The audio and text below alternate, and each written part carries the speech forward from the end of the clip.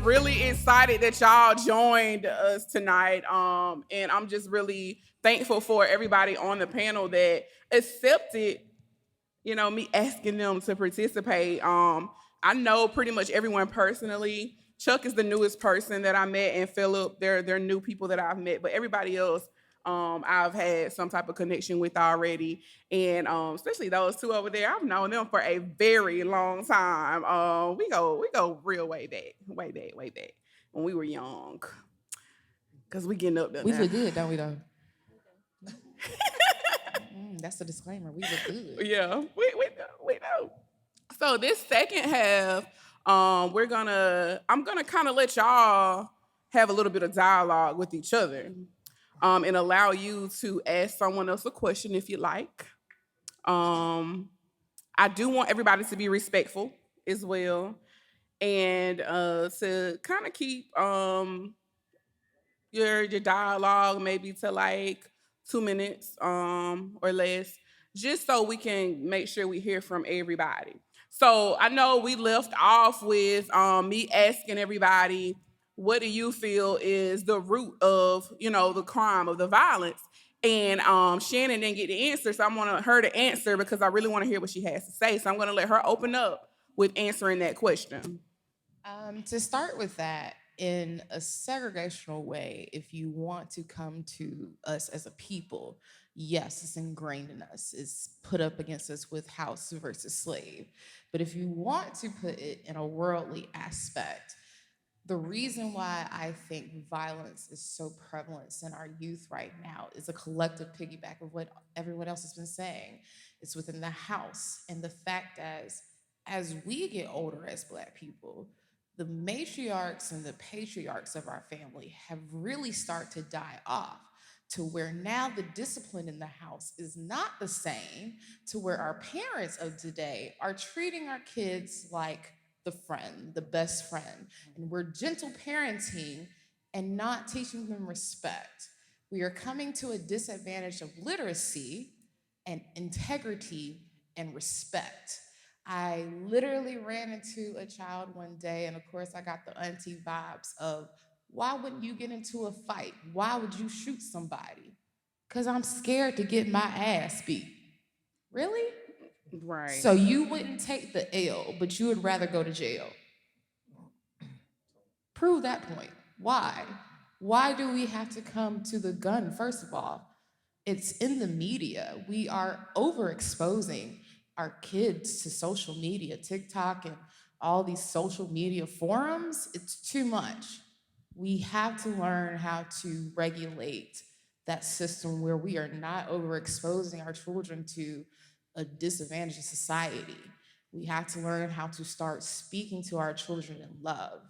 My mother has always taught me never call a child bad because then that reflects upon them. You don't want to call them what they're not because then they live up to those standards. Mm-hmm. And when you start with that, then you start changing things. You start telling a child, you're beautiful, you are loved, you are welcome, you are valued, you are going to be somebody. Not you somebody bad little child. You can't do nothing. You always cussing in front of them. Why? It starts at the home. It's everything of what everybody has said. I completely agree with everything you just said. It definitely starts at home. I know Philip mentioned that as well, and everybody else kind of touched on it also. Your home environment is very important, and that's why everything ties in religion and spirituality as well because it starts at home. Now, y'all out there in the audience, I know we kind of talked about this, but y'all can speak up a little bit. I'm also gonna give y'all an opportunity to ask a question or something or speak or make a comment about something if you like as well in a few moments. But definitely, you do not have to be quiet, y'all. This is not one of those where you have to just sit there and just listen. Okay, you can speak up. It's okay. Okay, if you could clap, you could just give a little commentary on the side, a little giggle, cause y'all sound a little quiet, like we in a funeral home, and we ain't in no funeral home. Everybody is alive and everything, so we want to hear y'all too.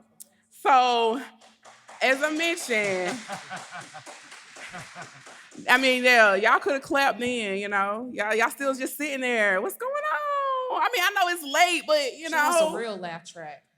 How? You want a real laugh track. Ha ha ha ha ha. ha. Yeah, not the little, what they used to throw in on a little 90s sitcom or whatever, but give me something real. Give me something real. So, as I mentioned, I'm gonna let everybody kind of, if you want to ask a question to somebody, you can. So I'm gonna start on the floor, and then we're gonna work our way up to see who wants to ask a question. Anybody on the floor up here, a part of the panel first? Do y'all want to ask anybody a question or anything? Well, we're going to let Chuck introduce himself because he wasn't here for the first half. Oh, I meant on up here first, and then I'm going to come to y'all. Yeah, I'm coming, y'all. I'm coming. Good evening, everybody. I'm sorry I was late, got stuck in traffic, but my name is Chuck Henderson, and I'm the regional director for Chess and Community. And what we do is we are a youth development organization, and what we do is we teach children chess, but also we accompany that with history and culture, uh, and a lot of other things, STEM, things of that nature. But the core thing is chess and culture. And with chess, that's that's the game of life.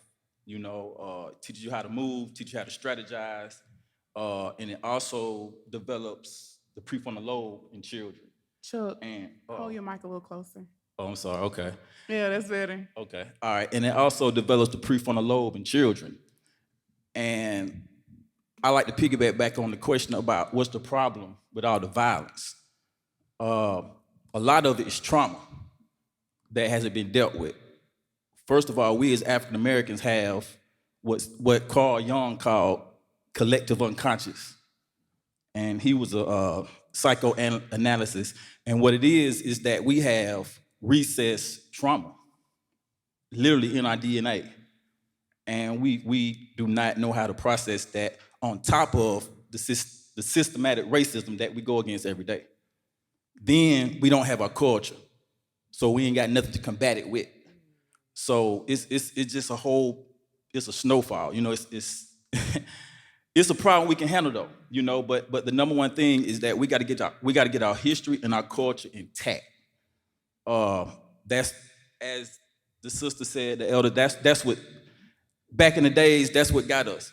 Every slave rebellion, insurrection was started in the church. Then the church was started. We can even go back further. Some of the first churches were started by African spiritualists, the African high priests. They started churches. Denmark Vesey, his church, Mother Emanuel, where the white boy Dalen Roth shot up the people. He knew that was Denmark Vesey's church. Did it on the anniversary that he was going to plan a slave insurrection. And Denmark Vesey, it's just a host of, that's just a little part of our history. We can go to Macon, Georgia. We got Bishop Henry McNeil Turner. He had a sermon in the late 1800s that said, God is a Negro. This is in the late 1800s now, a black man saying this. So we got to get back to that. That's what gives us our fire, our culture and our history. So that's what we teach our children in Chess and Community. And then we give them, how to strategize and use that culture to navigate, through this system that we stuck in. Okay, so thank you for that, Chuck. And since y'all was moving a little fast out there, I'm gonna go ahead and come to y'all in the audience. So y'all know I already said I can't see that well, so you just gonna have to stand up. Oh, you come up here because we need you on camera, okay?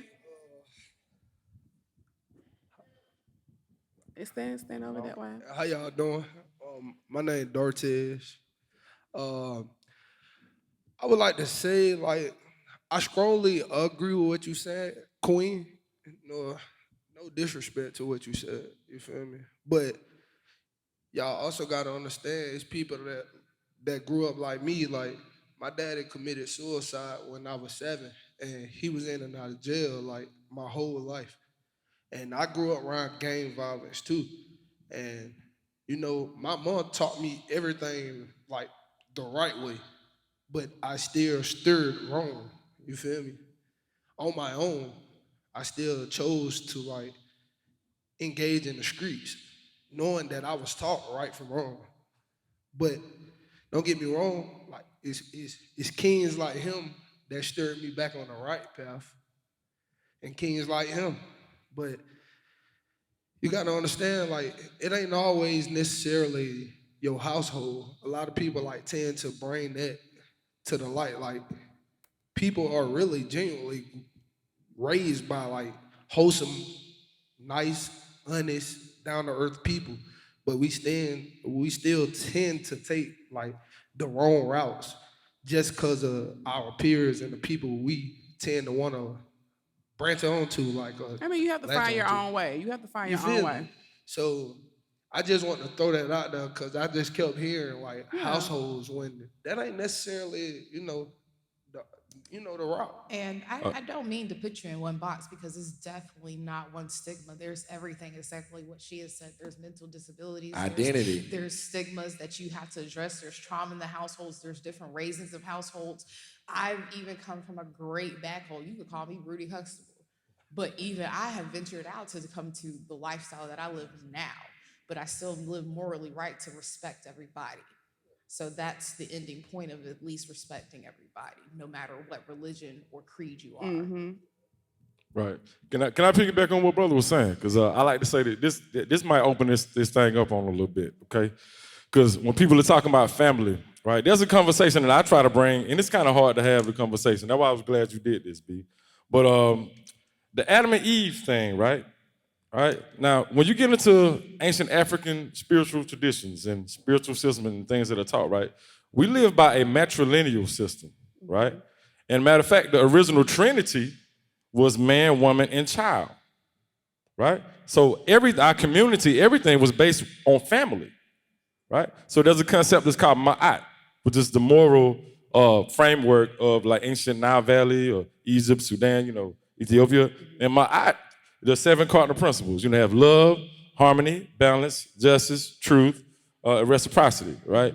And it also represented the divine union between masculine and feminine, right? I'm saying all that to say this, right? When we say it begins with family, we have totally lost the idea of what the structure of family is supposed to look like, right? Yes. Because in that matrilineal situation, as men, sometimes I know y'all heard the saying, happy wife, happy life, right? We really understood that, like on a whole nother level, on a metaphysical level, right? Well, I got kicked out of theology school when I went to, I ain't get kicked out, but I had to live. Well, I asked this one question. I might be telling the truth. I might be telling the truth. I might get got kicked out. But there were 2 questions that I asked. All right. One question was for me being from Macon. I love the Indian mounds. So I know that people have been living here for the last 18,000 years continuously, which is crazy when you really understand history, right? So I asked the question about Adam and Eve, because they told me that biblical history was 6,300 years old, right? So I asked the question, okay, how did this happen when we have 18,000 years of people being in Macon, Georgia, right? So that was one thing. The second thing was this. When I asked the question on why was God only mentioned as a man or in masculine form in the Bible? When I asked that question, you know what they told me? Because he is. God is a man. I said, hold on, man. Let me go do some research and let me go understand this, right? When I realized that there was a metaphysical reasoning behind why the feminine aspect is kept away, and it goes back to that form and function thing, right? The feminine aspect is the function. The masculine is the form. If you want, That's deep there. That's deep. if you want to control the people, guess what? You just give them this, okay, whatever this is, I said, well, whatever this is, I'm gonna drink it, you know what I'm saying? It might be straight poison in here though. Feel me? That's the functionality, what's inside this bottle, not what it looked like, you know what I'm saying? Right now, the whole world, we're caught up in materialism. When we talk about social media, like people, they in love with likes and, outside in attention, but true power is inside out. And our people understood that. And that inside out also correlates with family. You feel me? Yes. It begins at home. It begins with you. And it also correlates, and I'll be done with this, why there was no devil in our ancient spiritual system. You know why? Because the devil was created by Indo-European Aryans who gave us something to blame. without us being able to look at ourselves. Instead of taking accountability. Oh, the same thing my boy talked Yeah, about. we definitely, yeah. And we had one concept was higher self, lower self, my brother.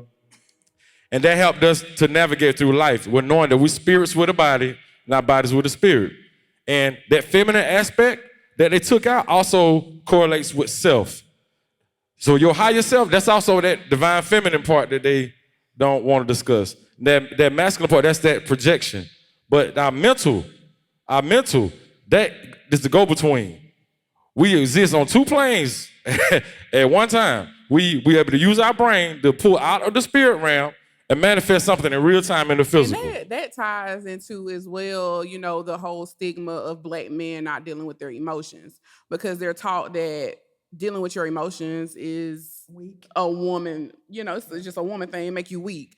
And they're just not taught that. Like, I know, everybody knows, you I wouldn't know. even say that's a masculine thing. I would say that's a generational Black family Yeah, thing. that because is we're not true as allowed well. To go to therapy without what's wrong with me. Why do I need to go to Right. therapy? You're right.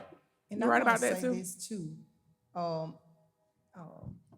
I just want to the young man that was up here, I'm going to continue to keep you in my prayers, because the thing about it is that that's true. It starts at home. And I tell, and most of the time, the NAACP get cases after people have gotten in trouble. It's not normally before they get in trouble. It's after they've been committed a crime and we get it. We get the complaints. But this is the thing, what I see. It starts at home, and you can have. My mother was very strict. I'm saying we didn't even walk to school. She had somebody to pay somebody to take us to school. I'm saying, but unless you with your children 24 hours a day, it's especially in the 9th grade, there's a lot of peer pressure. Yeah. A lot of peer pressure. Unless you with your children 24 hours a day, they're gonna try stuff, they're gonna do things, and you just have to pray and hope that what you've taught them, they take that in. But I do believe in the Bible too, because it says if you teach a child in the right way, then a child will come back. But I just want to say this. That's true. Some years ago, Governor Deal put a law in place because, and you may have heard of this, as schools to the prison pipeline. A lot of our kids, or when they get in trouble, they're put in YDC. They're put in some type of Institution. in some type of institution. And once you introduce a child to that type of environment,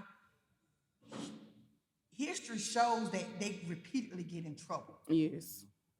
And so I'm just so thankful to our district attorney that we have now, District Attorney Nita Howard, Yeah, shout out to her. that she has First female.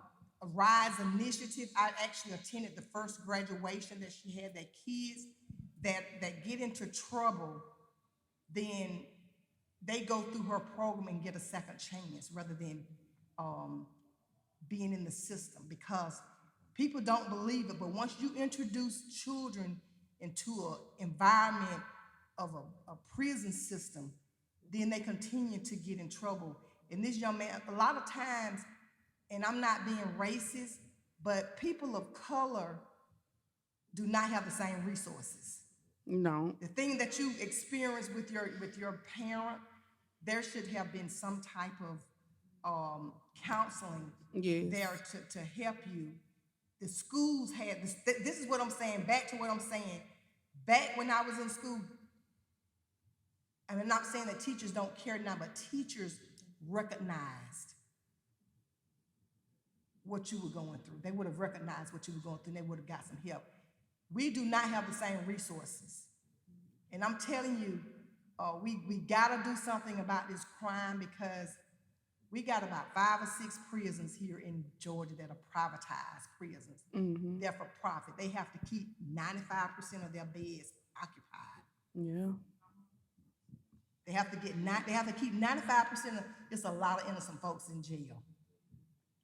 And these kids that are committing crimes, we gotta reach them. We do. We gotta reach them because it's a lot of kids think that it's a 7-year jail sentence, but life is 30 years. Hey, Hi, I'm Kelly West. I'm from Milledgeville, and I am ending my 4th year of teaching. I'm an educator. And so it's so important that when you said that, I heard everything you were saying. It's so many parts I want to touch on because I've been standing like, ooh, I want to talk on that, I want to talk on that. But to somewhere I'm at, we lost the village a long time ago. Our community is suffering. And it's because when Big Mama died, you said we lost all our matriarchs and patriarchs. And so here we are with a group of children who are following behind a group of people who don't have guidance. And we're in a place now where I'm on the other side of the fence. I'm being auntie, nurse, doctor, counselor, teacher, mother to these babies. And it's hard. We need more mentorship. That is the main thing that we are lacking in society today. Mentorship is so important. People will get on the platform, they'll get on their soapbox and say everything they have to say, and then they go home to their nice, warm, comfortable beds, and they sleep. yeah, no action. And there's no action. And here we are going every day, and my children are dealing with administration that don't look like them. And so when you are reprimanded by someone who doesn't look like you, you are trained and your mind frame goes into a concept of accepting that to be Yes. your norm. We have got to change our methods and our approach to how we change our community and be as a support, because just talking about it is beautiful. But if we are not stepping in and showing our faces, providing that support, that structure, that reinforcement from someone that looks like them, we are doing them a disservice. Thank you, Kelly. And that's one reason why I reached out to everybody because I know everybody up here, they participate, they're active in the community or reaching out to someone, helping someone, and we need more of that. I just wanted to kind of touch a little bit on, being in school, going to school and not seeing people that look like you in administration, it does make a difference. I spent part of my education as far as like younger here in Macon, where most of the schools I went to was a very mixed crowd of people. But after my grandmother died, I went into foster care and we moved to DeKalb County. And I went to a all Black high school, which shout out to MLK High School in Lithonia. It changed my whole perspective on so many things because there was so many things that I did not understand about me as a person, but I could identify with all those people there pretty much, and it just opens your mind to something different. I'm not gonna say that going from one to the other was just like really really bad, or one was much better than the other, but it did give me more knowledge, and I appreciate that. And I know somebody over here wanted to speak.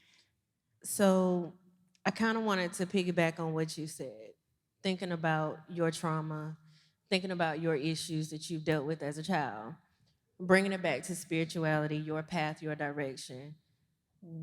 Going back to your question, why isn't there assistance in communities? Why are there so many issues? What about those of you brothers and sisters who have been through that lifestyle, or you dealt with certain trauma? Are you reaching back out to those other kids who are going through the same thing that you're going through? Is it a part of your spiritual path to reach back and lead them to be better, lead them to not make the same mistakes that you made? Not speaking to you directly, but just in general. How many people are thinking those same thoughts about their lifestyles or the things that they went through? I'm always thinking about the spiritual way of fixing a problem. And if you go back to pathological cycles, if you go back to generational curses, those types of things can be broken if you go back and try to reach to your little Yes. cousin or your little cousin's friend who might be influencing your little cousin to do something stupid. Like, how many of you all who have dealt with certain things like that are stepping back into the community as just big bro, as just big sis to see if you can, solve any problems.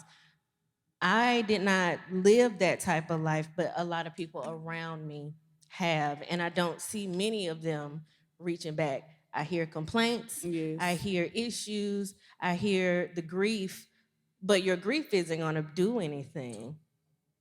I haven't done anything personally, I don't believe, but I've been a part of a lot of local things like with PAL. My grandfather was a part of PAL, so I spent a lot of time doing the tennis, doing the golf, and all those types of things. And I was a part of it, and I'm glad that I was a part of it because I got to see how people reach back. I'm glad I had that experience. But where's PAL now? Where's Dare now? Right.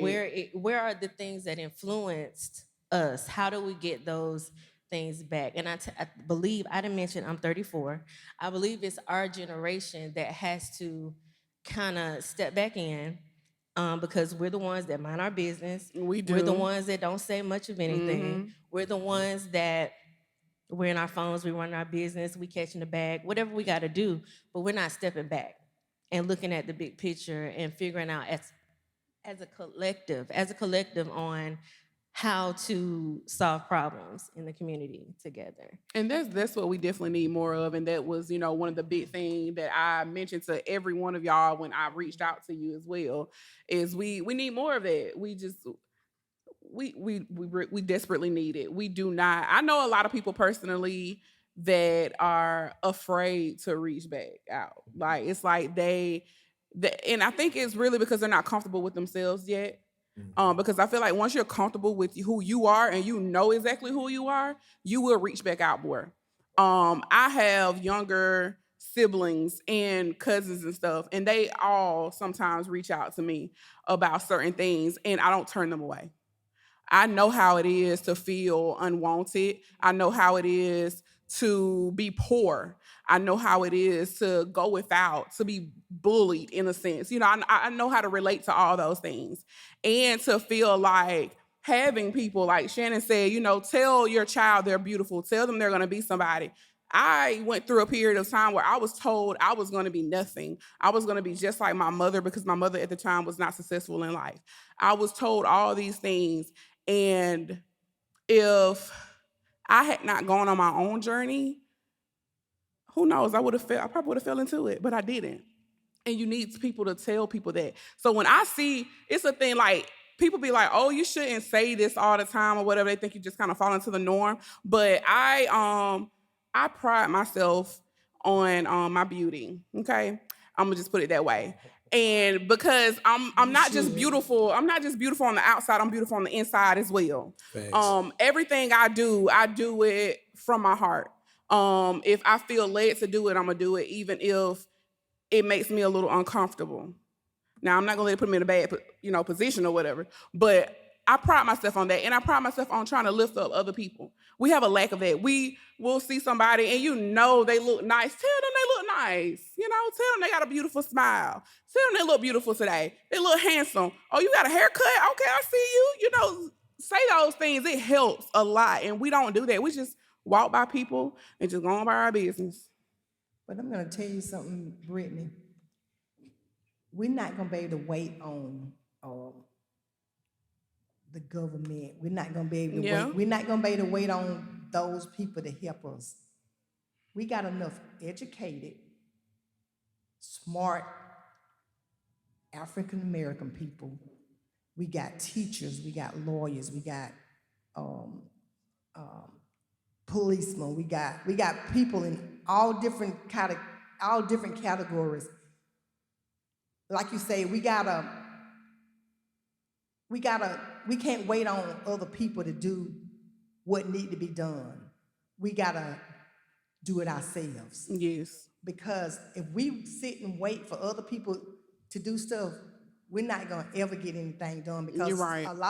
sometimes things are done a lot of this stuff is done intentionally. It is done intentionally. It is. It's done intentionally. And I'm gonna interject on that a little bit about how important voting we sit and is. wait, And we we're just be gonna like, be whatever. waiting a long time. Our kids are gonna just, crime is gonna, they say they got these programs in place that's supposed to be helping our children. I just ain't seen it yet. I'm saying these, I just hadn't seen it to the extent that they're saying that it's supposed to be helping our folks, so. Can I ask you a question? How do we keep momentum? Because people lose momentum. You know, we have these big events, we have these big community things to help the community, to bring the children to one place, to show them that there's other things that they could do, but then it falls off. You don't see it anymore, or and they might be looking for it. So how do we build momentum as one, as a community, as individual institutions, or nonprofits and things like that? How do we keep going? So the first thing, some of the things that I would do, because like I say, we got things that are going on, but we talk about it, but we don't have a solution to it. Yes. And so I can remember as a child, I was 15 years old. I don't know if you remember the CETA program. You remember the CETA program? You may not remember. Well, it was called the CETA program back when I was coming up. It was a company that provided jobs for low-income families. At 15, I was working, making my own money, buying my own school clothes. My mother, that was helping my mother because she didn't have to buy my school clothes. We gotta get jobs. We gotta get programs like that back in place, because you got a lot of kids that are living in poverty or living below the poverty line that need jobs. That would help keep some kid off the street trying to sell drugs.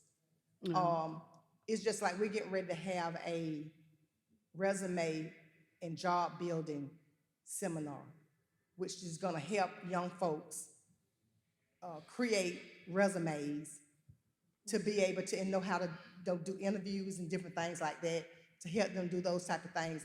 We need, for example, the NAACP, we need to be partners with different companies because we have a youth in college chapter ourselves, where we can partner with different employers, where I can recommend people for employment, and they hire these people based on our credibility. Dress for Success, you gotta, for example, I used to do this, where I worked. I used to do this where I worked. People that were on assistance, we would take them shopping for clothing to get them prepared for interviews and different things like that. It's different ways. A lot of this has a lot to do with poverty, people not being educated and not knowing. It's just got to be done. And we got people that have resources. It's just that people are just sitting back and they're waiting on the fact that, for example, people want to be in the front and not in the back or on the side. And it doesn't matter where you're at, because we're all fighting for the same common cause. But some people just want to be in the lead or in the front, and you can't be that all the time. Yeah, that is true. And a lot of times people just want their name to be out there and not fall under somebody else. As far as, like, I know Chessie was, how we keep up the momentum. I think that is a really, that's a question that it has so many parts to it. It's difficult, honestly, because if you are a person that tries to organize events and things, and you reach out for help and people don't, help you, you kind of get a little tired of those no's. So it kind of, drives your momentum a little low. But I think that the core of just keeping the momentum up is thinking about the purpose, and trying to make sure, no matter if you get a no or you run into this closed door, still go forth with whatever you have in mind to do and put in a plan. And there are people, as many no's as you get, you're going to get as many yeses. You are. You just have to keep trying. So the thing about it is there are resources in the community. We just really don't know how to find them. Yes. Before I started with Progressive, I was a recruiter with Girl Scouts for the last 3 years. I served 10 rural counties from Crawford County to Dublin to Telfair. And it's the involvement.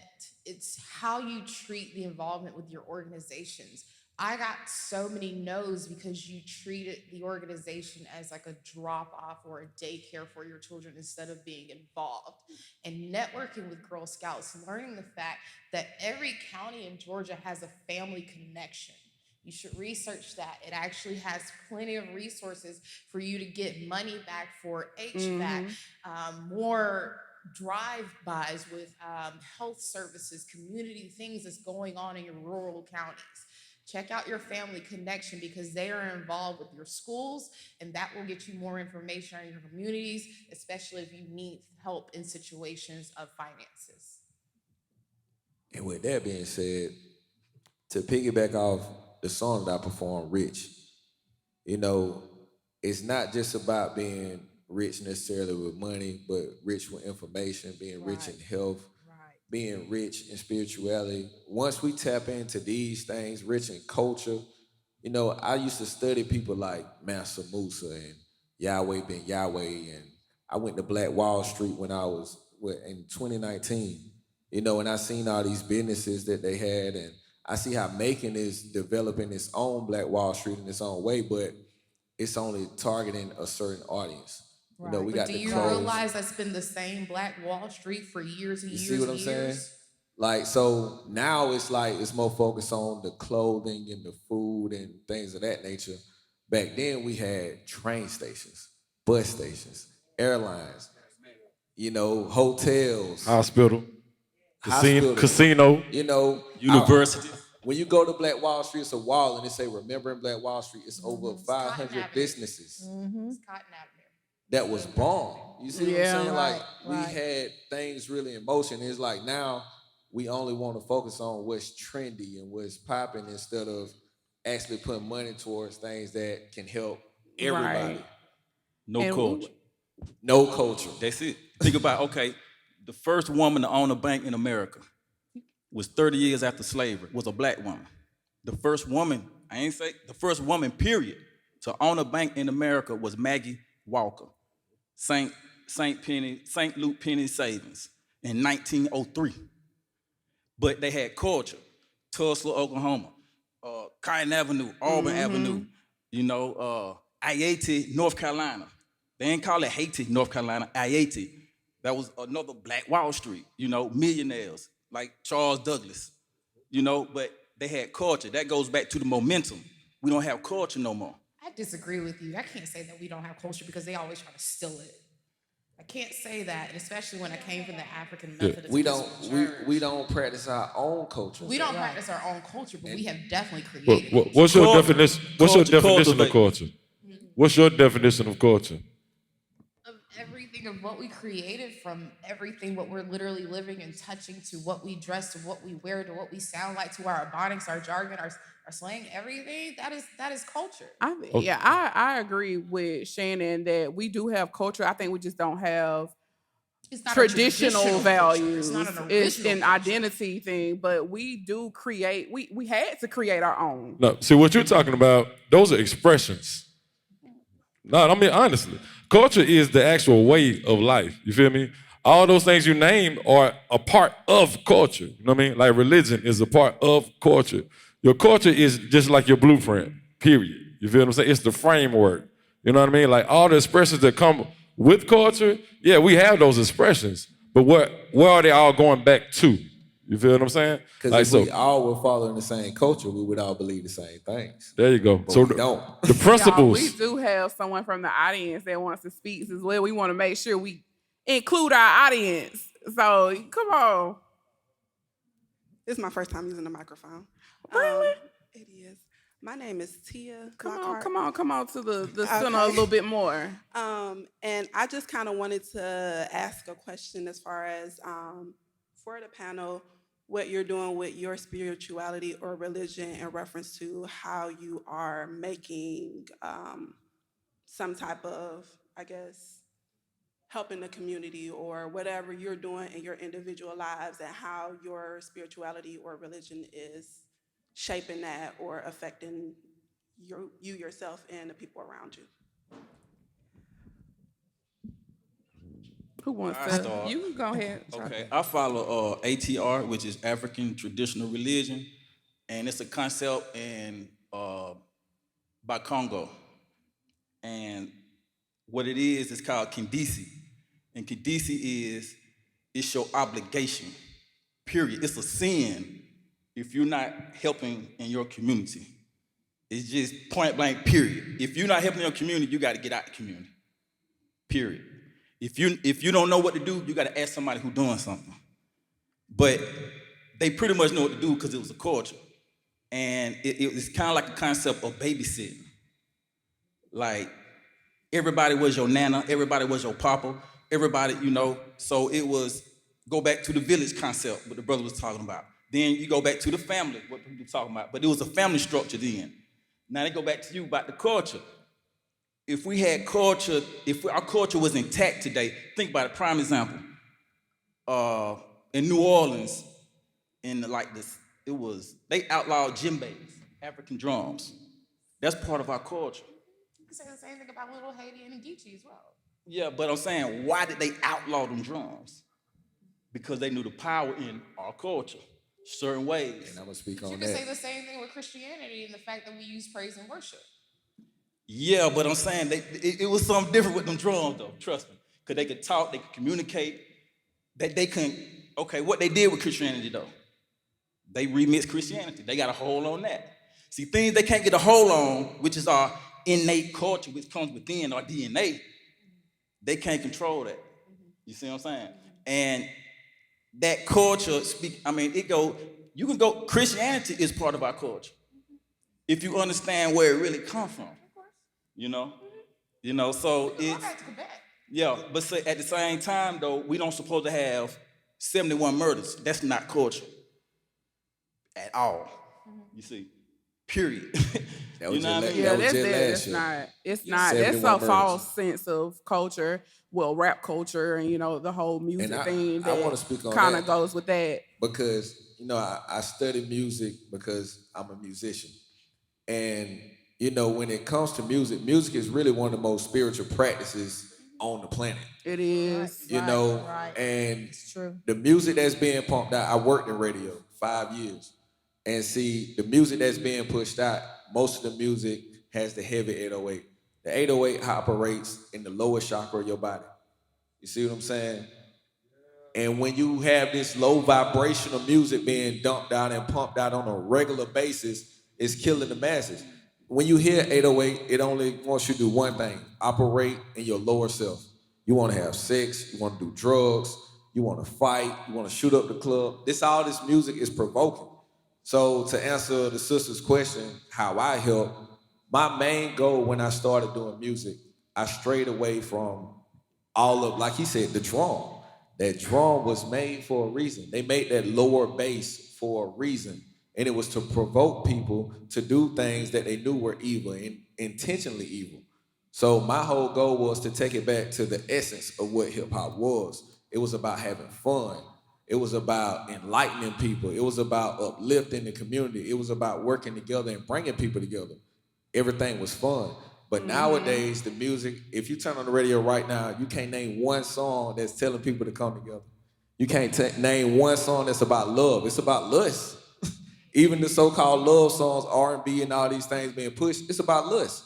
Nobody is pushing love no more. Nobody pushes that They're narrative. not. Yeah, that is very true. Love is not. wearing, turtleneck sweaters and crying in the 90s, so that's why we're not singing about love no more. I feel they don't express it enough. I mean, I feel like they put a little oomph in it. They put a little oomph in it. But Tank and K Michelle, they came out and talked about that too, right? About radio programmers, because I had a long history in doing programming and working behind radio and pushing records and stuff, right?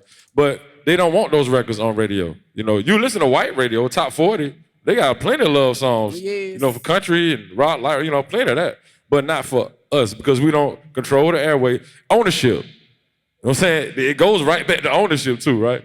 And even when we talk about culture, my brother here, you know, one of my best friends actually, he put me on something. He didn't say it, but he talked about culture, where culture cultivates, right? Like, that's the real definition of culture. Well, culture, you're cultivating something. You're able to grow and develop something, you know, right?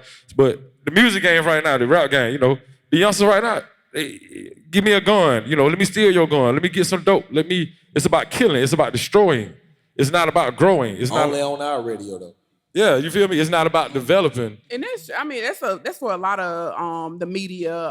And I'm gonna allow like maybe two more people to answer because we're gonna kind of wrap it up. But as far as like media, also aside from music, with movies, they don't push black love as they should. I am a rom-com fan, okay? I am all into all the lovey-dovey movies and stuff.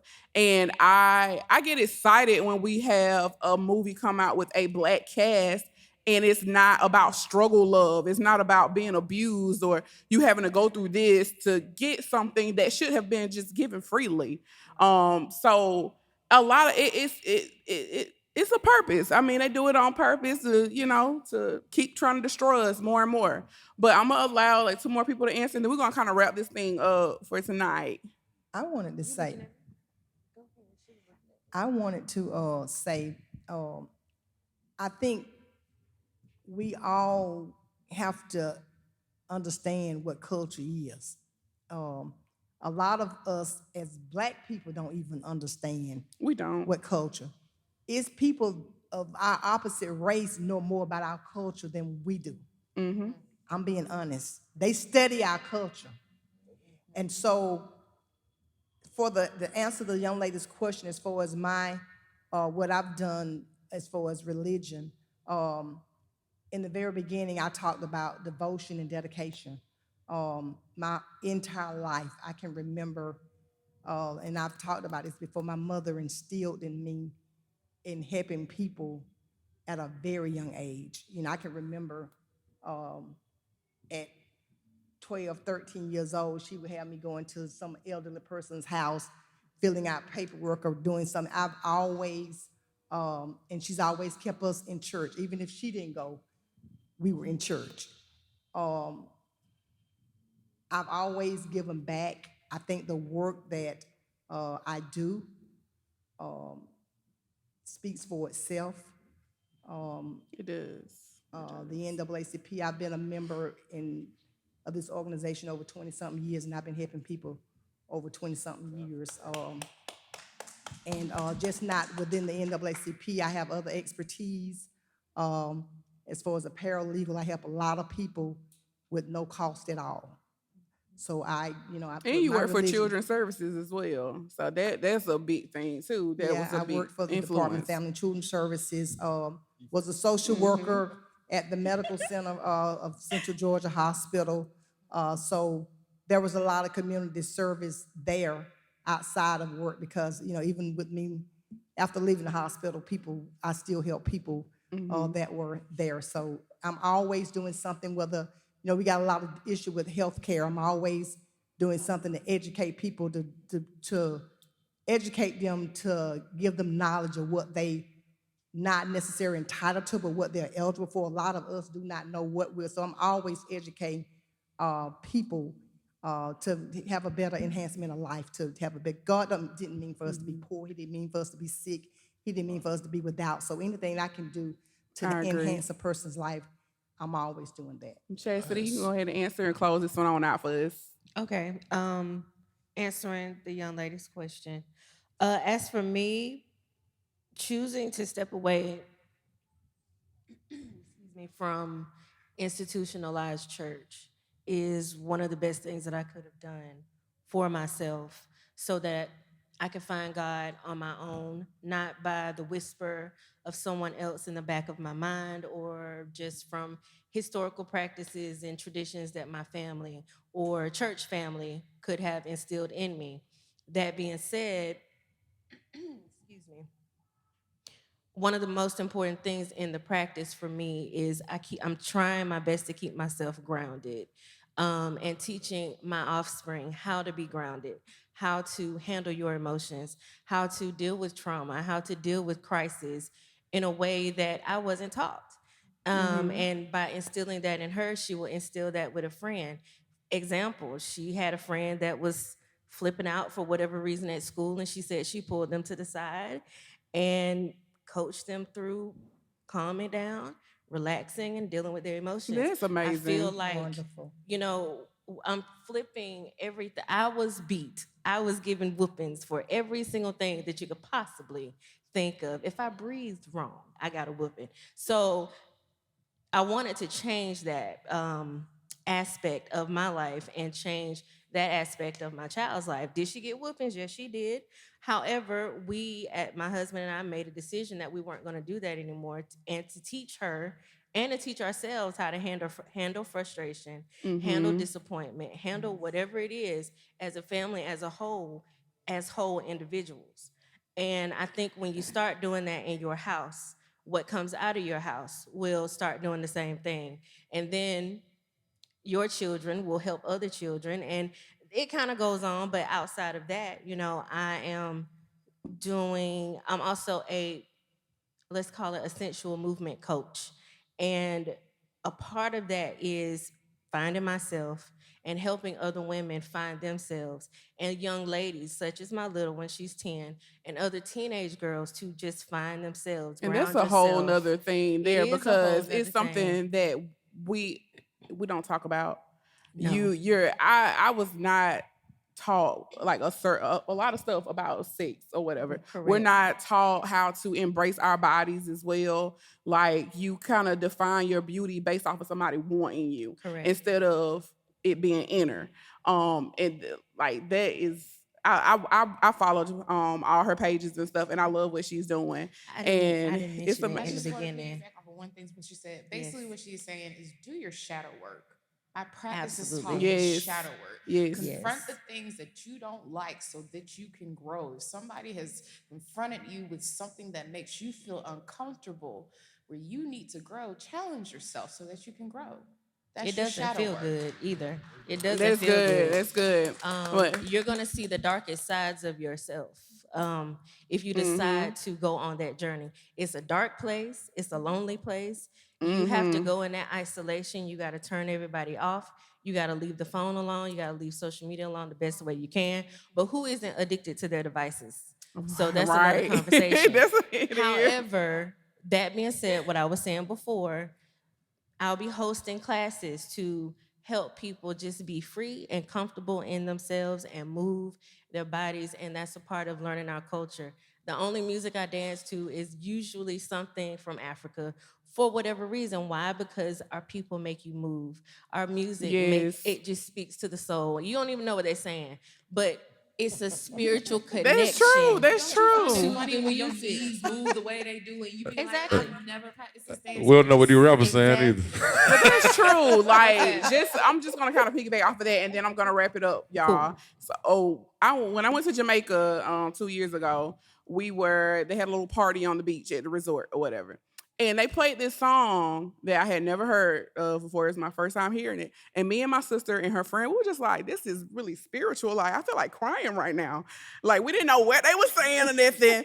And we were just like, this is, it's just, you can really feel it. And now they actually play it at brunch spots and clubs and stuff now. This little dance, Jerusalem. Y'all know that? Yeah, they play it now. And I'm just like, hey, I know that. I learned that in Jamaica, but it's a gospel song, honestly. And people don't know what they're saying because they don't understand it, but it's really a gospel song. And it gets you moved. Oh, yeah, you will be inclined to party and celebrate, and you just feel happy off of it. But I want to thank you all again for joining Have Tea with B. I thought about bringing. I said, it's too many of y'all. I don't know what kind of tea y'all may like. Then I ain't want to just bring one flavor. I should have. Y'all do. I should have. So Just it's, my herbs. I If you need a know. yoni steam, please let me know. Yeah.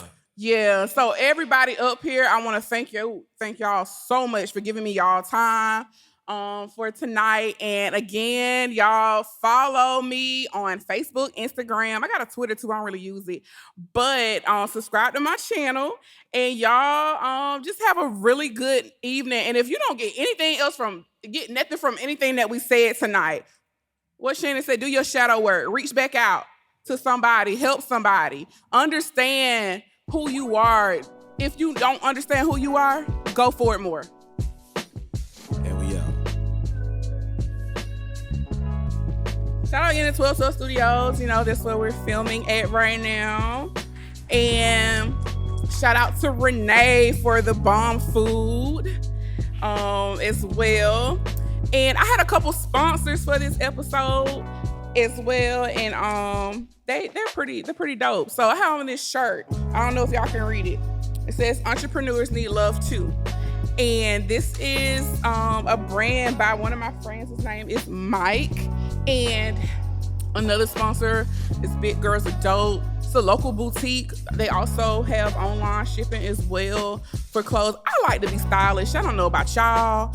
I don't care what my size is. I'm a little nice. Most days. I'm gonna say most days, because some days I'll be looking raggedy. But yeah, they're another sponsor. And then also Code Blue Medical Apparel. If you need, things for work, you can order from them as well.